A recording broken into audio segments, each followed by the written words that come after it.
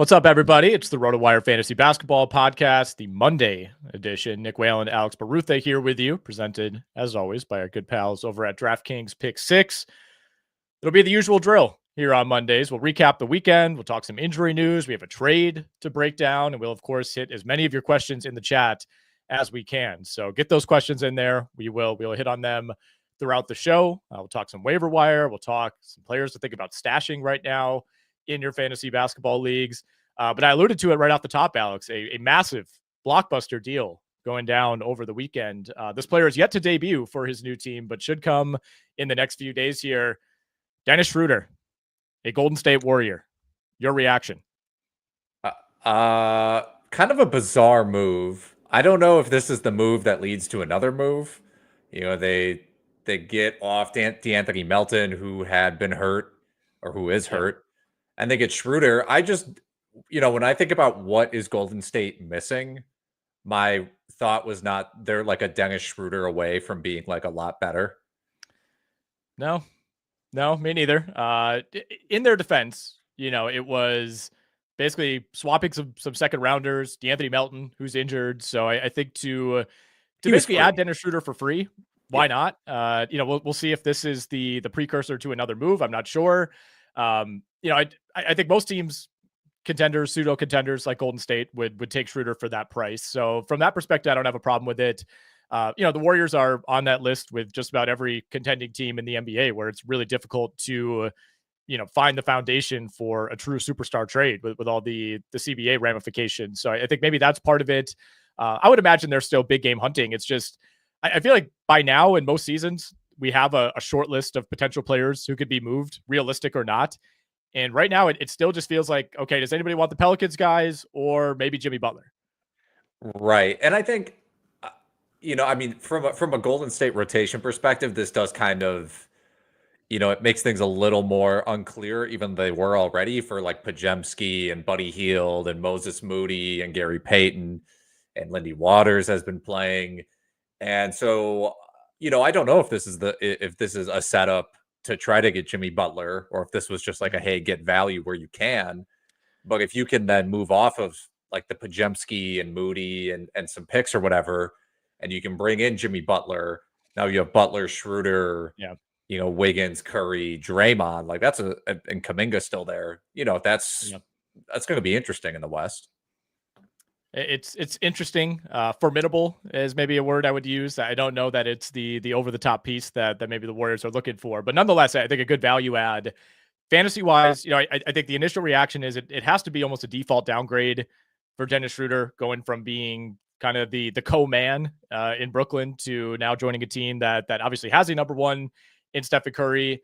But I think figuring out where he fits in the Golden State pecking order is going to be interesting, because this has been one of the more erratic rotations night to night. Steve Kerr is not afraid to dip well into the depth chart at just about every position. I think in terms of the incumbents in Golden State, it's bad news for just about every guard, right? I don't know that it's like a massive value change for Buddy Hield. Maybe there's some more nights where he's seeing minutes in the low 20s instead of the low 30s or the high 20s, but I still think they value his shooting. I mean, Podziemski, who is already on thin ice in the fantasy world, I think he's pretty clearly the biggest loser here. I think he is. I mean, because when you think about what Schroder does, he's primarily a playmaker, a guy who's going to have the ball in his hands and be a setup man. And obviously, like, he can hit threes, but his play style overlaps the most with Podziemski, because, Hield's more of just a pure 3-point shooter at this point. And even someone like Gary Payton, who, his role fluctuates and he'll play anywhere from like 10 to 20 minutes a game. He's just like a defense. He's just a defense guy and a good athlete, a hustle guy. So, like, from just a low minutes perspective, it's easy just to pull his back or pull Lindy Waters back, but they're not really, the same play style as Schroder. Yeah, it'll be interesting. Again, I like this on the surface for Golden State. I think Schroder was circled as a fairly obvious trade candidate coming into the year. Yeah. And, I think this could be the first of a series of moves for the Brooklyn Nets, who've, to me, are off to a much better start than I ever anticipated. They're still hanging around the play-in zone. They're 10-15 right now. Dealing with the absence of Cam Thomas. Cam Johnson's name has been batted around. I think in a kind of a bear market when it comes to trading. I think someone like Cam Johnson is more appealing now than he would be in a typical NBA season. So I don't know if the Nets are done. Anybody that you like here on Brooklyn now with Schroder out of the picture? I mean, you like Cam Johnson while it lasts potentially, like you're saying. I mean, he's certainly someone who could get dealt because he's almost 29 years old. Mhm. You know, he's on a relatively friendly deal. I mean, maybe it could be a little bit more for Ben Simmons and Shake Milton has had some nice games recently. I mean, he could be the fill-in guy. Not that he's like some long-term super young asset for them, but someone has to play make for this team. And when Cam Thomas eventually comes back, I mean, he's going to just take over. I think Yeah. even more so than he already was. I need to look up the single season usage rate record, which I assume belongs to either Embiid, Harden, or Westbrook, because Cam Thomas, excuse me, might be gunning for that. I would say in deeper leagues too, Keon Johnson is somebody to keep an eye on. I mean, just by virtue of he is a guard for the Brooklyn Nets, and they don't have that many healthy guards. I mean, he started 4 games in a row at this point. Obviously, when Thomas comes back, maybe that'll change. But yeah, there's not this obvious guy who I think steps into a 35-minute role. I think they're going to kind of piecemeal this. And again, if we're forecasting maybe another trade or two for Brooklyn between now and early February, there could be a guard who is on a different team right now, who could be the number 1 option for the Nets in a month. That very well could be the case. Yeah, this is one of the most, aside from Johnson and Thomas, and it's just not a fantasy friendly roster at all. Mm-hmm. Got a question about Joel Embiid in the chat. I don't know if this is about his latest injury or just kind of a philosophical life question on Embiid. Where does Embiid go now? Yet another injury for Joel Embiid. He's, if we're going all the way back throughout his career, I feel like every part of his body has been injured at some point. This time it is a fractured sinus, which feels like it would hurt. I mean, you got to take a pretty hard hit to fracture like tissue like that. So he's going to be reevaluated in a week. Obviously, he's IR eligible in most formats, so he'll miss at least 3 games. They play at Charlotte tonight. Most teams, off Tuesday, Wednesday. I think the entire league is off Wednesday. They're also off Thursday, and then they play a back-to-back Friday, Saturday, home against Charlotte and at Cleveland. So they'll be without Embiid for at least those 3 games. He'll be reevaluated in a week. In theory, he could potentially play, likely with some sort of mask next Monday against the Spurs. Wouldn't be shocked if he ends up missing that game, but I don't know what else there is to say, man. I mean, it's one thing after another for Embiid. He's played in 6 games so far this season. Right, and he just hasn't been that good when he's been on the court. Like, he's had some, big performances here and there, but he's also had some games where he just hasn't done much. Like, he's shooting 41% from the field. You can't get into a rhythm at all. The 76ers obviously can't get into a rhythm. If you have him in fantasy, I mean, I guess the positive thing is this is just like a fluke incident. Like, he just got hit in the nose and that's that. But it's just like one thing after another. It's just, it's frustrating. I think the idea with Embiid, if you took him, whether it was later in the first round or I don't know, maybe even slipped to the second in some drafts, the idea was that, he's going to miss time, but he's going to play just enough games that it'll still be worth it. He'll be so good in the 48 or 55 games, whatever you think he's going to play, that it'll justify that draft pick. It's not looking that way. It's not looking that way. Like, he's gonna have to go on a hell of a run of playing just about every night, and he's not gonna play back-to-backs the rest of the way. The Sixers haven't even had that many back-to-backs this year. I have a really hard time, imagining a scenario where 2 or 3 months from now we look up and say, "Oh, Joel Embiid's a top 25 guy." I don't think the game count's going to be there. He's had a couple big games. Again, we're dealing really, it's more of a 5.5 game sample because he left that Pacers game with this injury, after playing only 17 minutes. He's been outright bad in like 3 of these games, but pretty good in another one, and then really good in 2. He gave you the 35-11 game against Memphis last month, the 31-12 game against Chicago earlier this month. But you're grasping at straws here, right? And I think this idea that he's going to just be overwhelming statistically anytime he's out there, I don't know if I'm buying that. I mean, Jakob Poeltl is probably going to go for 31-12 against Chicago tonight. So I don't even know how much stock we can put in Embiid doing maybe that. Poeltl. Maybe you're right. Yeah, I mean, Embiid at this point, the constant injuries, the knee stuff. It's like he might be one of those guys now where there are going to be some days where he just doesn't feel healthy. His knee hurts. He just is not going to perform that well. And then other days he'll he feels great and he'll go for 40 and 20. But like, how many of those Yep. games are you actually going to get going forward? Not many. Not many would be my guess, Alex. Did you make any notable waiver claims this week in any of your various leagues? Anybody we should talk about on the pod? I found the waiver wire to be pretty sparse this week. I picked up Jonathan Mobo in our 16 team league, hoping that works out. I really like him. I mean, he can't really finish at the rim right now, but he does everything else pretty well. Obviously, with Scotty Barnes out, it's a pretty good opportunity for him. I think I can't remember who else I tried to pick up. It's like the Kings were on a 4-game week, but then it's like now, Kevin Huerter sprained his shoulder. Yeah. Picked up DeAndre Hunter in a league. I don't even know why. Oh, Justin Champagnie has been a pickup for me just because Washington keeps dealing with injuries, and I think Champagnie is actually pretty good. I was watching, there's that the website that's going, I guess, semi-viral, Shot Creator. Great website.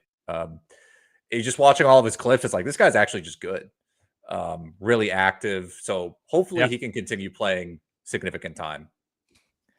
I mean, he's playing almost 37 minutes a game over his last 4, which, has stretched over like a week and a half with how the schedule works. It feels like it's been longer, but in that span, he's giving you 16.5 points, 9.5 boards, 2.8 steals, 1.3 blocks. He's taking a decent amount of threes, not hitting them at a great clip, 35%, which is fine, but he's taken, somewhere between 4 and 7 threes in all those games. I like what I've seen. And obviously injuries are a big part of this. Malcolm Brogdon, Corey Kispert, Kyle Kuzma at the top of the list. Those guys have all missed time. Alex Sard missed a little bit of time as well.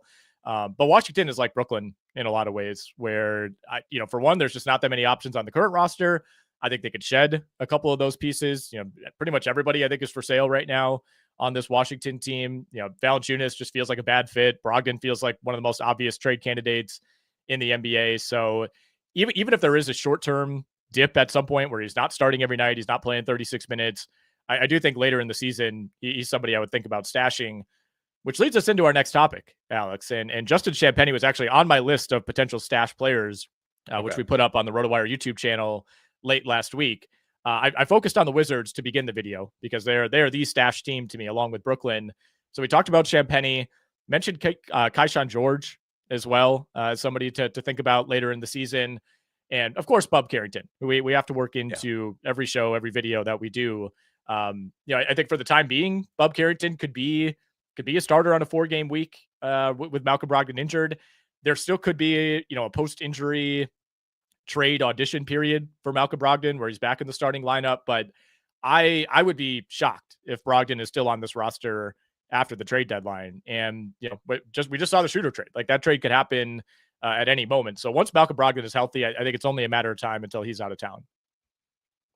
Yeah, but Bub Carrington is just he's just a pretty well-rounded guard right now. Like, his efficiency is not that great. If you're gonna roster Bub Carrington, especially at the end of the year, he's gonna give you some performances where he's gonna take like 18 shots and score like 16 points. But the fact that he can get you 5 assists per 36, he's had some decent steal games. He can rebound the ball. He for sure is a stash.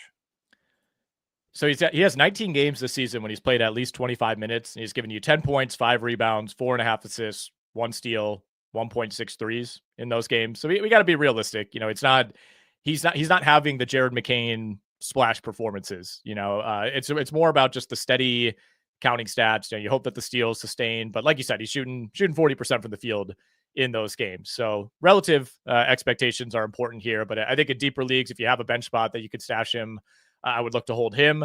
I think the Bulls are another team where I'm looking for stash candidates. If you're in a shallow league, maybe Dosunmu qualifies as that. Obviously his roster rate is going to be higher in a 14 or a 16 team league. And then the other two names that I mentioned, Jalen Smith, because if they trade Vucevic, maybe they bring back another big man. Who knows? If they don't, he's like really the only option at center. And then Matas Buzelis, another rookie that I'm kind of keeping a cursory eye on for now. Jalen Smith, including this season, the past 2 seasons, has been a top 55 per 36, I guess, per minute fantasy player. Right? He started the other night without Vooch. played 29 minutes. Really encouraging that he actually got the minutes. 11 and 10 with 5 blocks. That's what you love to see. So yeah, for sure, a stash candidate. Buzelis is awesome, man. A ton of fun, like really raw, but a great athlete. Kind of have some like I'm gonna pull out the most stereotypical comp here. A little bit Here of we go. Kirilenko, a little bit of Ooh. Andre Kirilenko in Buzelis's game, where I mean, he's averaging 2 blocks per 36. He's dunking on people. He probably still leads the Bulls in dunks, but like way more upside than someone like Pat Williams. Oh yeah. Or I mean, their forward rotations are one of the worst forward rotations in the entire NBA. So those are great names.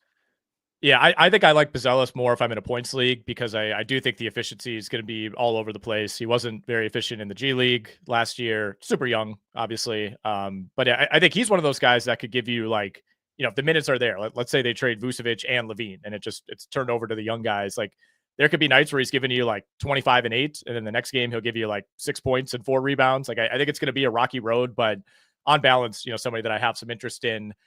I mentioned Donovan Clingan as a stash candidate, again, more so in shallower leagues, but his roster rate, when he was hurt, had plummeted down to like almost 10% in ESPN leagues. So he was pretty widely available. He's back now. He's played 2 games, came off the bench in his return, and then started the other night with DeAndre Ayton out with an illness. Some dominoes might have to fall in his way as far as, either Ayton or Rob Williams being traded. I think it's significantly more likely that Williams is dealt. Ayton is kind of a tough piece right now for teams to justify bringing in and would be a difficult fit financially. But I think Rob Williams is probably sold to the highest bidder at some point. So the important thing to remember with Clingan is like the minutes don't have to be, he's not somebody that needs 28 minutes a night. Like if he could just get to like 22 to 25 minutes, like that's more than enough. I mean, he's averaging 17 minutes a game and is 155 and 8 cap per game right now. So it's like you mentioned, he doesn't need much more. He's already one of the better rim protectors in the NBA. It's pretty reminiscent of like Walker Kessler, his rookie year, and another extremely stereotypical easy comp to make. But yeah, I mean, he's averaging 4 blocks per 36. I can't believe he's back this early. Like I think some of why he got dropped was because pretty much every grade 2 MCL sprain in the history of basketball was like a 4 to 6 week injury, and he just came back like way sooner. I watched the game last night. He's got this like huge brace on his knee. Oh yeah, just like something out of like the 80s when guys are just like playing in like actual braces. But yeah, that's exact definition of a stash candidate. He's had 5 games this season when he's played at least 20 minutes. And in those games, he's averaging 10.8 rebounds, 3.4 blocks, and a steal. I mean, again, we're not asking for a ton here in terms of the workload. And I think that's going to tick up as the season goes along. We were talking Nets earlier. I did mention Noah Clowney as, more of a deeper stash, but especially if Cam Johnson, not Thomas, Cam Johnson is traded, then I think that would open some things up for Clowney. Again, we're talking deep leagues here, speculative ad, but somebody who, whenever the minutes are there, like he is just launching away from 3. And, maybe not somebody that you typically would think of as like a 3-point gunner, but I think there could be volume there if the right trade is made. So that would be another name to keep an eye on. And then I also gave out a handful of players who I think would benefit either from trades, like most of the guys we mentioned, but a couple of guys who I think could be traded and I would be keeping an eye on. And those two were Podziemski, who we mentioned. Like, sure, it kind of feels like he's already worn out his welcome, especially in the last like week. Like he caught a lot of heat for the end of that Houston game. And I think the Schroder edition, like we said, doesn't help him. If they were to make another trade, I think he might be kind of that sweetener piece that they could send out. And if he ends up on a bad team, all of a sudden he's playing a ton of minutes. And then the other one, if we want to go real sicko mode here, Cam Whitmore, who spent like half the year in the G League. Like he's doing nothing. He's not on any fantasy rosters right now. But as you know, Alex, he posted a 27% usage rate last season, higher than Paul George, Anthony Davis, DeJounte Murray, Jordan Poole, DeMar DeRozan. When that guy is out there, he racks up numbers. He shoots, he rebounds. Occasionally there'll be defensive stats. Occasionally he'll get threes. He's somebody that I think if Houston were to make a Jimmy Butler type of deal where, you're obviously bringing on a high salary player, you got to stack some players to send back. I think Whitmore would be a guy who just, he's not in the rotation now, but I think a lot of teams would love to see what they have in him. The absolute definition of a 20-team luxury stash, Cam Whitmore. Yes. But no, you're right. I mean, his draft pedigree was way higher than he got picked, which was 20th coming out of Villanova. it was like a combination of what injuries, and it sounded like he didn't do well in some interviews. Was that what went? I think it was much more the injuries. Like on draft night, it was like this could be one of those guys who was just, half the teams crossed him off and said he'll be out of the league in 3 years. And maybe that could still be the case, but doesn't really seem like it's been an issue. Yeah, I mean, but also the exact type of guy that it's like, if you're Houston, you're like, okay, our team is so deep. We got a ton of young guys. We can't find minutes for this guy. There's Right. got to be some rebuilding team that can just will take a look at him and play him the 20 minutes a game for development. So I think you're spot on with that. All right, we'll take some questions from the chat when we come back. We got a quick message from our friends at DraftKings Pick 6. Here at RotoWire, we're proud to be partnered up with DraftKings Pick 6 this NBA season. Think your team will score more than 100 points tonight? How about your favorite point guard making more than 4 3-pointers? Check out DraftKings Pick 6, the newest way to play fantasy basketball and win cash with DraftKings. Here's how it works. All you got to do is pick 2 to 6 players of the same sport and choose if they'll have more or less of a given stat. So for hoops, we're talking points, assists, rebounds, etc. Lock in those picks. Compete against opponents for your shot at huge cash prizes. Go download the new DraftKings Pick 6 app right now and use our code ROTOPICK, ROTOPICK. That's code ROTOPICK for new Pick 6 customers. Play $5, get $50 in Pick 6 credits guaranteed. Gambling problem? Call 1-800-GAMBLER. Help is available for problem gambling. Call 888-789-7777 or visit ccpg.org in Connecticut. Must be 18 plus. Age and eligibility restrictions vary by jurisdiction. Pick 6 not available everywhere, including New York and Ontario. Void where prohibited. 1 per new customer. Bonus awarded as non-withdrawable Pick 6 credits that expire in 30 days. Limited time offer. See terms at pick6.draftkings.com/promos. All right. Thanks to our partners over at DraftKings Pick 6. Make sure you go check that out. Use the code, use our tool over at RotoWire, rotowire.com/picks. Help you win some money over on DK Pick 6 this season. All right. We got some good questions in the chat here, Alex. We'll start with JCCR. He says, any word on Ball? I wish we had like insider injury access. We do not. We aggregate, we report the news. As of right now, he's questionable for tonight against the Sixers. They're saying he has a chance to return. That was the official wording. I will say this: there are LaMelo Ball player props up on DraftKings tonight, and that's usually a pretty decent indication that a player might be closer to probable than doubtful. So if I had to hazard a guess, I would say there's a decent chance LaMelo's back tonight, but can't say for sure. Yeah, if you've been rostering like Micic, it could come to an end very soon. I would hang on just to see like how it develops this week. But yeah, that's the main fallout. We got kind of a scheduling question here from Paul. He says, I have 24 games this week with no injuries, and my opponent has 34 games. What is this? LOL. Fair question. Fair question. This is part one of the question, but you are correct. It's a weird schedule week with the NBA Cup. We're finally moving past this. When we get to next week, which I believe is week 10 of the season. But the Sacramento Kings have 4 games this week. They're the only team with 4. I think there's like 12 or 13 teams that have 3 games, and then the bulk of the league has 2. So if your opponent has a bunch of Kings on his team, if he's got, Monk and Fox and Sabonis, that's probably a big part of it. Maybe you're just stuck with a bunch of 2-gamers. But yeah, thankfully after this week, we're back to a more normal schedule.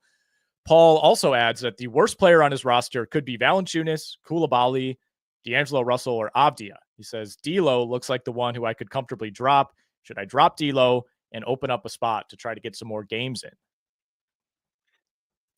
I think, well, yeah. Valanciunas played 9 minutes against Boston last night and put up 2 points.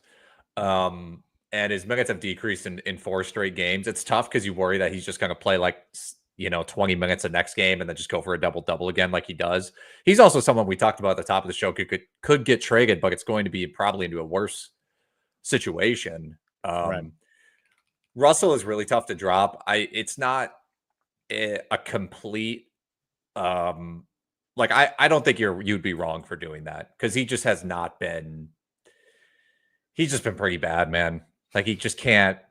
Redick clearly hates him. He seems to have lost his confidence, and I think that's the main thing you worry about with a lot of these guys. Like all these guys that you've listed, you worry it's like, okay, I dropped them, and then 2 or 3 weeks later, they all sort of figure it out or get in a groove, and then they're putting up these big numbers and they're must roster players. But so that's why you're right for having them all. But yeah, if you need to drop D'Lo, I think you can. Yeah, I'm with you on that. We talked a little Shake Milton earlier, but James asked, is Shake Milton an ad in a 14-team Roto League? For sure. Yeah. I mean, add him and then we figure it out later. Right. It's like if he doesn't play the minutes and get the usage you hope he does, then you just drop him. But as someone who could step into like a 25 to 35-minute role and as a point guard, yeah. Got a question about Stephon Castle. Is Stephon Castle a hold? Asks Christian Rogers. He also asked, is Royce O'Neal a hold? And he is in a 12-team category league. So we'll start with our guy, Stephon Castle, who missed a game over the weekend with a shoulder injury, was back in last night, struggled against Minnesota, just 2 points, 2 rebounds, 5 assists, 3 turnovers, 1 of 8 from the field. But that's the outlier game for Stephon Castle if you look back at the last month. Yeah, I mean, it's I would not drop Castle because he's just coming off a bad game. Like the Wolves are starting to turn it around. I mean, the Wolves have been awesome defensively lately. Mm-hmm. The past 10 games, they're allowing 96 points per 48 minutes. So like anybody having a bad game against Minnesota at this point is not really a cause for alarm. Yeah. Same goes for like OKC. The minutes, yeah, I mean, you would hope they're up, but no, I don't think you can drop him. He's been too good in general. Yeah. And then Royce O'Neal, I mean, Bradley Beal's dealing with, I think, what's it, knee soreness right now. And as long as somebody is out for Phoenix, I think you can roster Royce O'Neal just because he'll see more minutes and take more shots. I want to give a shout out to Royce O'Neal for delivering us a cover. I think it was Friday night, maybe it was Thursday night. Just a dagger 3-pointer against Utah. If he does not hit that, we lose the cover. That's what led to the Kevin Durant stabbing celebration. I don't know if you saw that clip going around, Alex, where he pulled out the dagger and just started stabbing himself on the bench. I thought I was going to lose it because KD went out with some sort of, I think he had blood on his arm or something. And they were up enough that they're just like, oh, we'll hold him out. And I'm like, oh my God, like this is going to be brutal. And of course, thank you to Royce O'Neal for banging that one in. When it comes to Castle, by the way, we gave this out a week ago, Alex. We talked about it on the RotoWire NBA show on Sirius XM. I believe we touched on it on the pod last Monday. Stephon Castle at that time was 7-1 to win Rookie of the Year. Where do you think he is right now? I don't know, 2-1. He is the odds-on favorite, plus 130 at the DraftKings Sportsbook. Now, part of that is Jared McCain is out, and I believe he was the betting favorite at the time. I still think that would have been a terrible bet. Like he was not going to hold on to that. But it is now Stephon Castle plus 130. Dalton Connect still plus 350. He's your second shortest. And then number 3, Yves Missi at plus 350 as well, which is, my goodness, man. I think Castle honestly is going to run away with this. I really do. I mean, I know he just had that bad game against Minnesota. His last 16 games before that, he was giving you 15, 3 rebounds, 5 assists, decent percentages for a rookie guard, 41% from the field. I mean, in this rookie class, that's fantastic. And, you know, Reese Shea is still hanging around at 12-1. You know, Zach Edey's coming back. He's 17-1. Maybe Edey could make a run. That one I could see. But I think this is Stephon Castle's award to lose by a lot. Well, Edey's main problem, he's already missed so many games. Right. Yeah. From a qualification standpoint. Yeah. Edey's missed 12 games already, and you have to play 65 to qualify for the award. So like, that's just a risky bet based off of that. Like, I don't hate the idea of putting something small on it just in case he doesn't miss, he doesn't get disqualified from it, because I think 18-1 is great odds if for a flyer, hoping he'll stay healthy, because if the Timberwolves, the Grizzlies, right now are second in the West, and if they stay that way and you have Edey starting and playing 25 minutes a game and putting up decent numbers, like he's for sure going to be in the running and could end up winning it. So if I'm going to bet on 2 players, to me, it's like very clearly Castle or Edey. Will Terry Rozier turn it around, or can he be dropped in a 14-team Roto League? This is a question that I'm unfortunately wrestling with myself. Well, can I hand the floor to you there? I'm sure you've been watching Terry Rozier box scores more than almost anybody on earth. I've been watching box scores. I've been watching games. It's kind of been every other. It's like he'll give you like he had 14 and 9 the other night against Cleveland. What I have noticed is that like a lot of his production is coming late in games. I think it was the Lakers game a couple weeks ago where like they just blew the doors off the Lakers. I think they hit like 23s through 3 quarters, and Rozier did nothing, but then just came in as the closer and took like 10 shots in the fourth quarter to bail me out and have like a decent fantasy game. But overall, man, I mean, is he droppable in a 14-team league? It depends who's out there, as always. Is he startable right now, though? I don't think so. I mean, it's rough, man. I mean, the usage rate is way down. It's under 20%. I mean, he was at like 28% usage rate last year in Charlotte. He was still closer to 25% after the trade last season. He's coming off the bench. It's not good. It's not good. I don't really know what his like redeeming fantasy quality is right now. It's like there's not even one category where it's like, well, he's not doing much, but he's at least giving you like 2.5 threes. Like, not really. Not really. Like the percentages are bad. He's not giving you anything on defense. It's tough, man. Again, I would hope that he turns around because the track record is pretty damn good with Terry Rozier. Like he's been really productive just about everywhere he's been in different roles, different supporting casts and all that. I think what would give me a little bit of pause is like if there is a Jimmy Butler deal, does he step into a larger role? But if there's a Butler deal, we're talking about sending him to Houston. Are you bringing back Amen Thompson or Cam Whitmore or whoever it might be, Tari Eason? Like my fear would be that a Butler deal would end up being kind of just a net no change for him. I think that he probably is droppable. That's going to be my take. I think, like you said, Nick, it's just his usage rate's like 10% down. His minutes are completely inconsistent.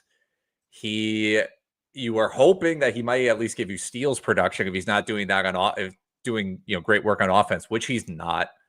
His shooting percentages are low, but they're not like so much of a low outlier that you're like, well, he has to bounce back. Yeah. So he probably is droppable. Like week to week, as it stands right now, you're going to get better production streaming a guy on a 4-game week or something. Yeah. It's not even a question. Unfortunately, I agree with you. Miami does have 3 games this week for what it's worth. So I wouldn't necessarily drop him for a 2-game guy. But maybe after this week, you make that decision. Do I drop Collin Sexton for Dorian Finney-Smith? This is an interesting question. I don't think you have to drop Sexton. I mean, he's coming off a bad game against Phoenix, but he's like double digits, like scoring every single game. Yeah. Get some decent assists once in a while. Obviously, he's not giving you that much else. My concern with Finney-Smith, I think Finney-Smith could actually have a really nice run upcoming, like after they've traded Schroder. But my concern is like, are they going to trade Dorian Finney-Smith now? And then is he going to get put in a situation where he's playing like 20 minutes a game? I went to pick him up in our 20-team league. Yeah. I don't even know if he was available, man. I might be getting leagues confused, but I think he could have a nice stretch. I don't think I'd drop Sexton for him. I would say if you really need the threes, maybe. But other than that, like, I mean, Finney-Smith, despite being like 7 inches taller than Collin Sexton, he's not a volume rebounder by any means. Like the only real major difference in their stat profile is Finney-Smith is slightly better with the defensive numbers and he gives you more threes, but I would value the consistency of Sexton. I know it's all empty calories and it's mostly points based, but still giving you like over 16 points per game, a couple rebounds, couple assists. The percentages are also really good if you're in a category league that values that. I mean, he's at 47% from the field, 90% from the line, and he's taken almost 4 a game. So it's enough that does matter. So I would favor Sexton here. All right, good philosophical question here from Kool-Aid. He says, is it crucial to have one streaming spot, or would you rather have all rest of season players on your roster? I wouldn't say it's crucial, but it gives you so much flexibility. And like I haven't been in too many situations where like all of my bench players are too good to drop. That's more of like an auction league situation where that can happen. And I've actually tried to avoid that. But I think you want the streaming spot because being able to just get someone on your team that is on a 4-game week with a good schedule and just swap that guy in and out. I think that's good, All right, another good question here. He says, "Who is y'all's favorite buy low player that's a star? I have a lot of depth, but I need a star with Embiid out. LOL." Buy low player. I mean, I would have told you Tyrese Halliburton 3 weeks ago, but now it's probably too Yeah, late, right? As Halliburton he's 14th in 8 cat over the past 30 days. That window's right. low. Let me ask you a question on this. Do you think Desmond Bain is a buy low? Is Desmond Bain a buy low? I think so. I mean, I think the bigger question is like, does he meet the star criteria? But as far as buy low goes, I mean, he's like outside of the top 130 right now in 8 cat leagues. So yeah, I mean, if you have Embiid and your season is basically on life support and you're just trying to figure something out, like pickings are going to be slim, right? Nobody's going to hand you Luka Doncic or SGA or Jokic. So I think you have to chance it on somebody like him. I mean, Paul George comes to mind. If you want to, Yeah. just keep rolling with the Sixers. He's somebody that has been frustrating, obviously, for a number of reasons so far, and there's probably a manager that's trying to get off of him. Other than that, I mean, it's hard to. I mean, like you mentioned Halliburton. In terms of other stars that are like dramatically underperforming, you could look at the injury risk guys. Does somebody not want to deal with LeBron or Kevin Durant being in and out? It depends, I guess, what you're willing to put on the table there. But those would be the names who come to mind for me first. Yeah, I don't think I have any great names that would qualify as stars. And because that's hard too, because a lot of people don't want to sell on the quote unquote star players, like someone who's an all-star, they Yeah, might look at like, oh, Donovan Mitchell or Jalen Brown has had a stretch of like 8 or 9 bad games. And I think most people are just like, they're so good, they'll just snap out of it. That's part of the and they problem when will. like trading. Yeah. And for trading for Yeah, some of these guys. yeah. I guess the other thing I Oh, would say is it depends on your situation, like where you are in your league and whatnot. But do you take on Chet Holmgren? Do you take on Franz Wagner? If it's simply like you're just trying to get off of Embiid and make him somebody else's problem, uh, maybe you take the short term hit and try to cash in on one of those guys. one name I'll throw out, and it might be just like a little too late. Bam on a bio, Yeah. because he had a stretch, basically his first 15, 20 games of the year, 15 games I should say, where he just like could not finish at the rim, and there was a lot of single digit scoring performances, and he's been better lately. But if this Jimmy Butler trade might happen, it's going to be more usage for Bam. The person who has out of bio on their team might still be a little frustrated. I would look into that. All right, Matt Carmody, frequent viewer of the show, says, "Appreciate the show. Who would you guys prefer in a 9 cat head to head, Lonzo Ball or Keon Ellis?" The question of our time. Um, well, I think Lonzo has more upside. The Yeah, I think question, so too. like just on a usage standpoint, the thing that's annoying about Sacramento is like their rotation's all over the place. Like Mike Brown just plays whoever's hot, and like so Herder was getting all of his minutes, but then he sprained his shoulder, and now it's going to be Keon, and it's just like I don't know. There's just not a lot of room in that Sacramento roster for usage, and to me, this is close to a wash. But I assume you're just shooting for pure upside, and on a game to game basis, Lonzo probably has more upside. I think so. I think so. Both guys give you defensive production, and that's really all that Keon Ellis gives you. Every now and then he'll give you like 3 assists, but you're really just in it for the steals and the occasional blocks. The minutes are going to continue to be down with Malik Monk back. They're still getting Devin Carter back at some point too, rookie out of Providence. That So is something to true. consider as far. I mean, might be another month or two, but there's another guard in the mix at some point for the Kings. So with Lonzo, you're always just waiting for the next injury. I get that, but I think that this would be pretty clearly Lonzo for me if you take the health concern out of it. All right, we'll go rapid fire through a few more before we get out of here. Tin Zokovic says, "What do you think about Strus and his role in Cleveland?" Well, I'm a little worried that he was like reported to come back on Friday and then got Right. ruled out again. ESPN actually had that headline up for like a 24 hours afterwards. I'm like, Yeah. he's been ruled It's a big out. deal. I don't. Big deal. Yeah, now he's not going to play he's not going to play today. So, but like, okay, let's say he's healthy soon. I think there's room for him to get close to what he was doing last year, which was about 30 minutes a game. But the Cavs were also pretty injured last year, and he took on a pretty big role for significant stretches of the year. I don't think to be blunt about the answer. I think if you're in a 12-team league, you don't have to worry about rostering him. Like I would not. If you have a free IR spot, sure, pick him up and see what happens. But with Mobley's development, right? Mobley has stepped into a bigger role. LeVert's healthy. All their guys are playing and healthy and all that stuff.